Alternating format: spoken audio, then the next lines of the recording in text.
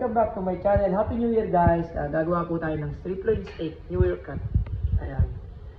Nakasale po siya kaya bumili po ako.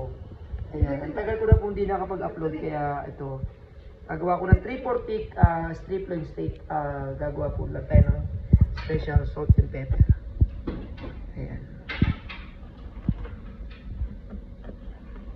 Ayan. Strip loin steak AAA. Regular Angus. Ayan.